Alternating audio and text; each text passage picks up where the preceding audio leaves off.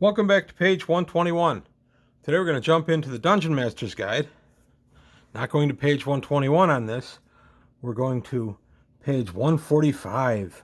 We're going to look at Gauntlets of Swimming and Climbing. These are actually deceptively useful magic item. I've had two characters that had sets of these. One was very early 80s. I had a set of these that really kind of helped shape the character.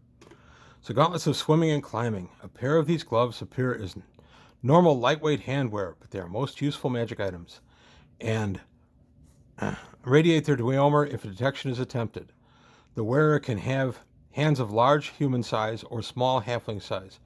He or she will be enabled to swim as fast as a Triton, 18 inches underwater, or as fast as a merman, I don't know what was a mermaid, but 18 inches on the surface. Of course, these gauntlets do not empower the wearer to be able to breathe. These gloves also give the wearer strong and able gripping and holding ability, that's a weird way to word it, with respect to climbing, so as to enable him or her to climb vertical or nearly vertical surfaces, upwards or downwards, with a 95% probability of not slipping and falling. And if the wearer is a thief, the gauntlets increase this success probability to 99.5. Very useful. I had these on a ranger. I got them when I was about 5th level. It was my ranger turned mage, Stormcrow. And Mega Stormcrow made the best use of these. He was, being a ranger, he was outdoors a lot, and this gave me a lot of mobility.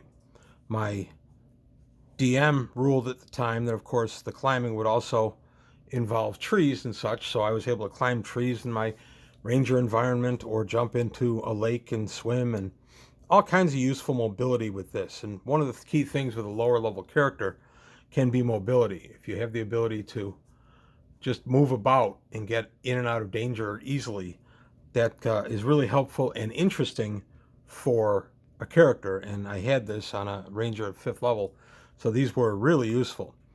The interesting thing is the Gauntlets of Swimming and Climbing only talk about the gloves giving you a very strong and able grip, and you pull yourself up and down by them, which means as you're climbing, by the write-up, you're only using your upper body. You're only using your arms and hands, which is really interesting because your feet are just kind of dangling there like nothing, which of course they're not. You're using them to climb, but I just found it kind of funny that you could just pull yourself along up or down on any kind of surface a thief could climb just by your hands. The thief, of course, has to use hands and feet. It's interesting. I like the 95% probability of not slipping and falling, increasing to 99.5 if you have a thief. And I actually did have these on a thief. He was about 10th level when he got them. A little less useful than they would have been at lower level, but still very useful. And then, of course, the swimming aspect, they appear to be, or they allow you to swim rather at 15 inches underwater, and faster than that above water, which is also kind of funny, but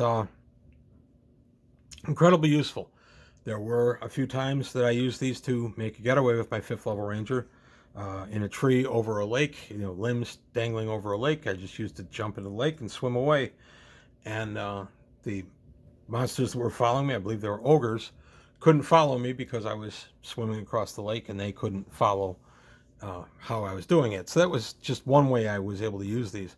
But these, in my opinion, are a good medium level magic item. If you want to give these out around 5th or 6th level, they're not so powerful that they're going to skew your game. There's not that many opportunities to swim in most games. Using these in a dungeon with a water area, that's fine. The only problem becomes, of course, you're the only one out there, so the other players can't come help you if something goes wrong. If there's something in the water attacking you, you're out there by yourself. And as far as the climbing aspect goes, most thieves will have, by 5th or 6th level, a pretty good chance of being able to climb surfaces without falling. So as you get higher in level, the utility of these gloves goes down. You can use a fly spell to fly underwater at 12-inch movement rate. So what the heck, why not? You don't need the gloves for that, and you get a fly spell at 3rd level, so you're a 7th level caster, or I'm sorry, a 5th level caster when you get a fly spell.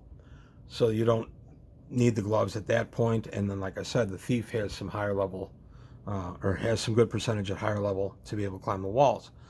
So that's why I think these are better as a medium level magic item to give out. Like I say, around 5th, 6th, 7th level, I think is a really good time to give these guys out. Let's take a quick look at what the experience point value is of these guys. I think it's 1,000, but we're going to take a look. Gauntlets of swimming and climbing, 1,000 gold pieces, and they are restricted to clerics, fighters, and thieves.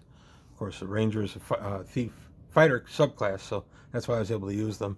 But they're a really nice item. I recommend them, and as I say, I recommend them for a medium level game as opposed to a high level. You could give these out at low level, but they might be a little too powerful while everybody else is still stumbling around at 2nd and 3rd level. That might make your character a little make it stand out a little bit from the others. Make the others just kind of secondary to it. So you got to be careful with that. On the other hand, if there's not a ton of climbing or swimming going, it's only 1,000 gold piece or 1,000 experience point magic item. So there is some benefit to giving it out lower level for that regard. In that regard. But that's all I've got today on page 121 out of the excellent Dungeon Master's Guide. Let me know what you think. Have you used these gauntlets? Have they proven worthwhile, or do you give them out higher levels? Do you give them out lower levels? Is there anything else that I've missed? Let me know. Please leave your comments below, like and subscribe if you enjoyed the video. Also, please take a look at the Patreon, see if you can help me out there. And I'll see you next time on page 121.